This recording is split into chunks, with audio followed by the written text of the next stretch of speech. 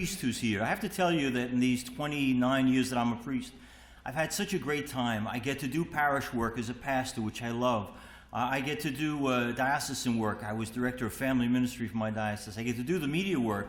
And it's a wonderful, wonderful life. And I say that to you because I don't get why, in light of what a wonderful life priesthood is, as we get a chance every day to try to live divine mercy, I don't understand why there aren't a million priests. And what I'm saying to you is, I'm in my 50s, and in my diocese, I'm considered one of the young priests. That shouldn't be. There should be guys in their 20s and 30s and 40s, lots of them coming after me. So would you leave here today and say that once again you heard a priest say, this is a wonderful life. Give us your sons and daughters for priesthood and religious life. We need you. Priesthood is great. Do we love our priests?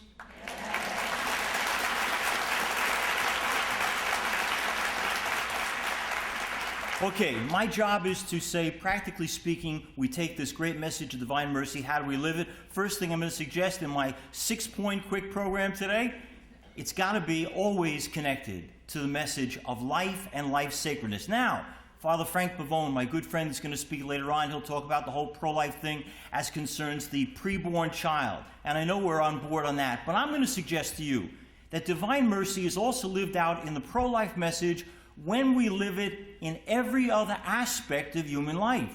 And I'm going to suggest, you may look at the people who are on the picket lines at abortion clinics, you may look at people who are deeply active politically and socially and trying to help the kids and say, I wish I could do. And I'm going to suggest that many of you right here are far more instruments of divine mercy and pro-life champions than you know, if you are caring for those in many dimensions of life who need you. So that I know that some of you here are caring for elderly parents. I know some of you here have disabled children. I know some of you are dealing with people who are poor and hungry and broken and rejected by society. And I'm saying, insofar as you do for any of these, you are once again champions of life. And I'm going to suggest to you one of the ways we live divine mercy is by saying, in every aspect of life, I will be an affirmation of that life, because every life is sacred. There never has been and never will be a child or an adult created by God who is not meant to be here in the mind of God. Our job to work with and to affirm.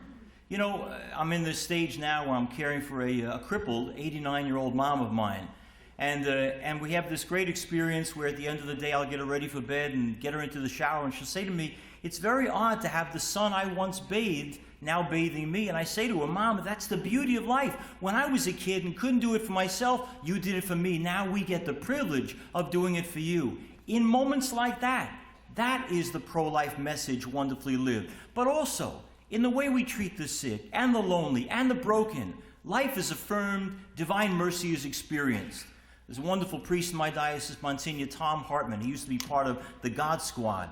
And he was on with the rabbi on ABC and a bunch of other stations. Anyway, he's really, really sick with Parkinson's disease now. And I keep running into friends of his who say, no, I haven't seen Msgr Tom in several years, because they say to me, I want to remember him as he was when he was all together. And I want to say to them, what are you saying? That we're not really human? We're not really God's children when we're sick or disabled or unable to do what we used to do? No! We are valuable not only when we are strong and all together, but we are deeply valuable to God when in fact we may be at our human weakest. And I'm saying to you, every time you love, every time you care for, every time you visit, every time you reach out to someone, anyone, in any state of their being, you are not just a pro-lifer, but you are an instrument of divine mercy. Step number 1, look around at life. How can I be pro-life? Not just for the preborn child, certainly, but for people in every dimension of human life. Second thing I'm going to suggest, I think if we're going to really be instruments of divine mercy, we can't do it unless we can purge ourselves of the anger that so often holds us back. Anger comes out in many forms. Obviously rage, but it also comes out in the glumness, the sad sack, the gloomy Gus approach to life. And you know where I see it sometimes? I see it in all places at Mass. I look out at Mass and I say, aren't we lucky? We get to pray together, celebrate the sacrament, receive the Eucharist. We have all these blessings. And yet, from where I stand up in the altar, I'll tell you what I see. I see people coming up to communion who have what we say in Italian, the faccia di brute.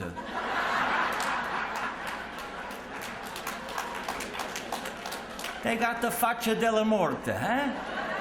They look like death. They look so unhappy. And I want to say, where's the joy? How can you believe in God's divine mercy in the heart of Jesus that shines out on you and me with his love and acceptance and forgiveness and not be happy? But I'm telling you, look around and you will see in church, we think that you express holiness by looking miserable. And I'm saying, where's the joy? Where's the joy? Where's the joy? And that means we got to get rid of the anger and anything that pulls us down. I had a wonderful priest classmate. He was very, very young, few years ordained. He was just a dynamic priest doing great work in his parish when he found out that he was terminally ill. And he was brought to our rectory. I was living in St. Agnes Cathedral then by our bishop, who said, look, it's near the hospital. We're going to help Richie to get ready to die. But he was so angry because he'd say, Jim, look, I'm young, I got dynamism, I love the church, I want to do for the church. Why take me? It doesn't make any sense. I want to give to the Lord. Why take me? Anyway, one of our bishops sent him as a gift to Lourdes and said, you know, Richie, go for the cure, see what happens. Well, he went there, and I have to tell you, he came back cured. Physically? No. More importantly, he came back and said, I don't know what happened over there, but the anger is gone. Mary worked her magic, he said.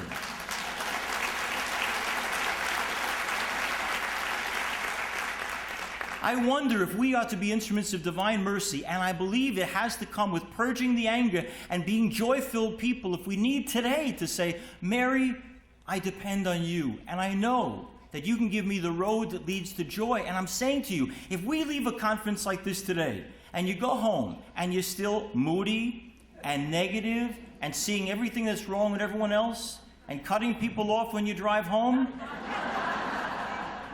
you know, they'll look at the back of the car with the bumper sticker, Divine Mercy, and say, oh my God.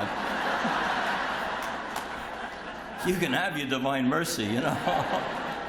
Leave here as an instrument of joy, and that means purging ourselves of anger. Step number 3. I think we got to once again, time and time again, ask ourselves, basic as it sounds, what would Jesus do? And I'm going to suggest that as often as we do that, we're never going to be unable to be instruments of divine mercy.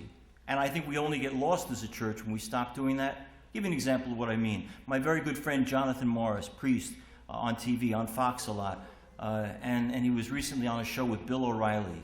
And it was an interesting debate, because you may know the situation. 2 women, lesbians, in Denver, and they have a child. The child's in a Catholic school, and the church makes the decision that the child will be expelled from the school because the parents are living in what the church views as a sinful state. And I thought to myself, trying to watch Father Jonathan defend this, as Bill O'Reilly said, wait a second. Are you telling me Jesus would eject a child from a Catholic school? I have to say, probably not. So we have to ask ourselves then, what are we doing here? Are we, while we're saying that what those 2 women may be living is wrong, are we right in taking out our dislike for what they do on the kid? Or as I have so often said to my brother priest, because my brother priest will say sometimes, I'm not going to baptize the kid because the parents are living in sin. And I say, hello, the kid's an innocent bystander. What are we punishing the kid for? You want to go after the parents, go after the parents.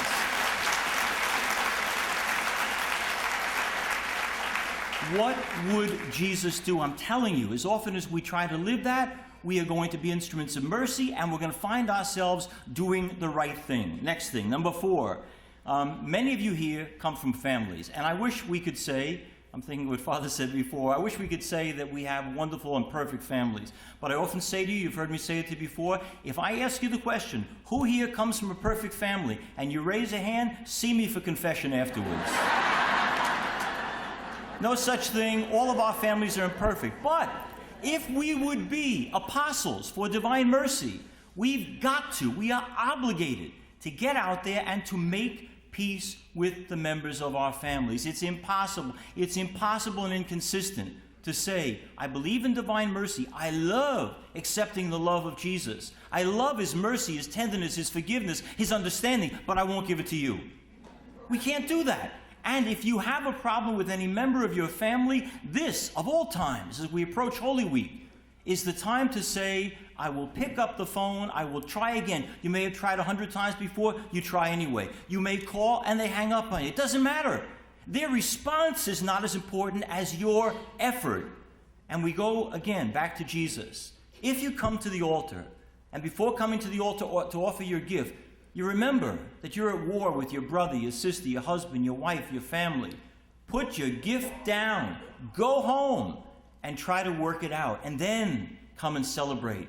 See, again, there's a great inconsistency to us coming to Mass and trying to be in a state of holiness when in the back of our minds is this anger, disagreement, hurt, betrayal that we continue to keep alive with members of our families. Divine mercy is also expressed in our willingness to be instruments of reconciliation. And it doesn't matter if we're successful, as Mother Teresa says, only that we be faithful to what Jesus asks, and time again, he asks us to be reconcilers and peacemakers. I ask you, number 4, to be a person who binds the family wounds. Number 5, and then number 6, and then I'm gone.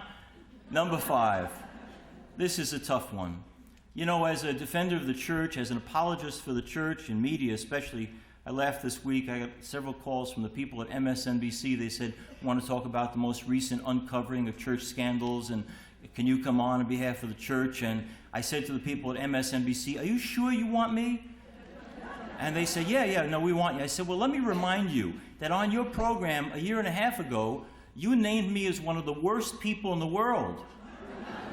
I had come out to endorse John McCain instead of Mr. Obama because of the abortion issue, and on Keith Olbermann's show he said, Msgr. Lisante, one of the worst people in the world. As a worst person, a pro-lifer, I stand before you.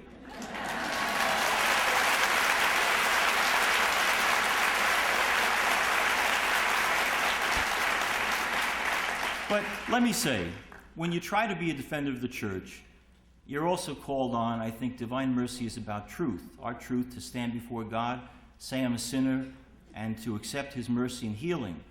And I would ask you, as another step in being apostles for divine mercy, to pray for our church that we will really have learned the lesson. Because, you know, the truth is I read all the stories, and you do too, about these new things surfacing in Ireland and Germany. I love my church so much. I give my life joyfully to the church. But I am ashamed, embarrassed, disgraced, heartbroken to think that any priest could hurt a kid.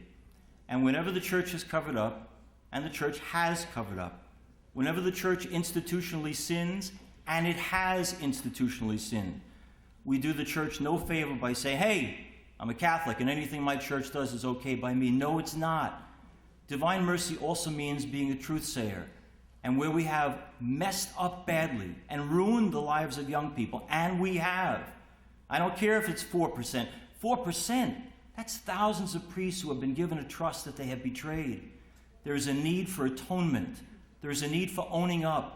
There's a need to say this isn't just the politically correct thing that we're going to now be very, very careful in the future until this blows over and then go back to the same old patterns of secrecy and hurting children. No, never again. But to be truly Catholic is to be a defender of the little ones, and that means to keep the church honest and always to keep the church in your prayers.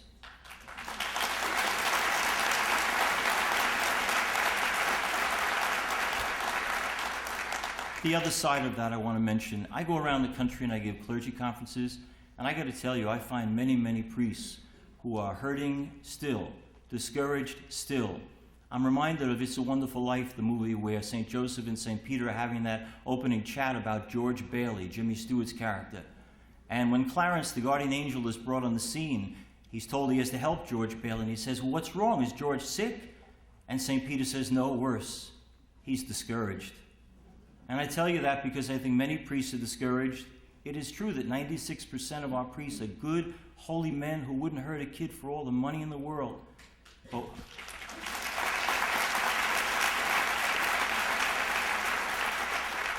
But we are tarred by that 4% brush, and we need encouragement. Now look, you have priests in your parish, in your religious community, that none of us are perfect, that's for darn sure. But we need more than ever for you to pray for us, for you to affirm us, for you to love us, for you to stand by us, for you to encourage, because we are feeling that discouragement. So I know everybody comes to me, my father doesn't do this, my pastor doesn't do that. I hear all the time about everything that's wrong with your priest. Do yourself a favor between now and Easter. Go up to this guy, whoever he may be, and say, thank you for your vocation. I'm so grateful you're a priest. Thank you for being in my parish. Hey, Father, I love you. Can you do that?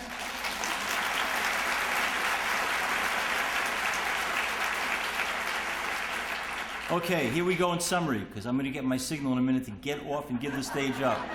Number one, we're going to be affirmers of life at every stage of its development. That's divine mercy. Number two, we're going to get into anger management and realize that by being glum, gloomy, and angry, we contradict divine mercy and its message of joy. Number three, we're going to ask ourselves time and time again, what would Jesus do? Number four, we're going to try to heal up family wounds. Number five, we're going to pray for our church and especially affirm our priests. Now here's the last one, and it's also a penance. Wait till you hear this one. Father Don is going to speak later, and he's beautiful. I've heard him so many times, and he speaks about human sexuality and all the mistakes he made in his life and how we have to be careful of the sin of misusing the gift of human sexuality.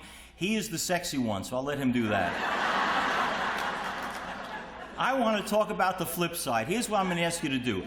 I think divine mercy is meted out in many ways, and I believe it's also meted out in the way we handle and treat the great gift of human sexuality. So here's what I see as a priest for 29 years. I see all of us talking about, isn't it a shame that all these kids before marriage are having sex? Isn't it terrible that all these people are having affairs outside of marriage? And we're right in saying that. It's wrong that the great gift of human sexuality, this divine, powerful, life-giving gift, is treated so badly by so many. But I'm going to turn it around to the other side. And here's what I'm going to ask you to do. I'm going to suggest that mercy is also meted out in the way we lovingly share intimacy. And I'll tell you what I see, because I counsel people every week of my life. I see all these kids outside of marriage having sex. I see all these married people having affairs. But what I don't see, and maybe you can affirm this in the quiet of your mind, I'm not seeing married people having sex.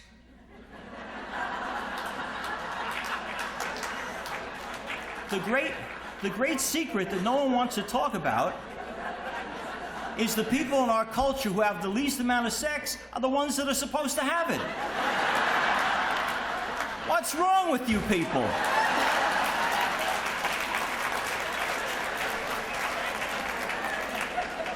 Why don't married people have more sexual intimacy? Well, a couple of reasons. First of all, because they've been there, done that. They have a bunch of kids that make them tired. Neither husband nor wife looks like they did on their wedding day. It's very, very hard to celebrate in bed the love you feel when all day he's picking on you. There's so many reasons why people don't have sex, and I understand them all, but I got to tell you, John Paul II was right in his theology of the body. It's a holy, wonderful thing meant to be shared in the right time, in the right place, by the right people. And by our standards as a church, that means when you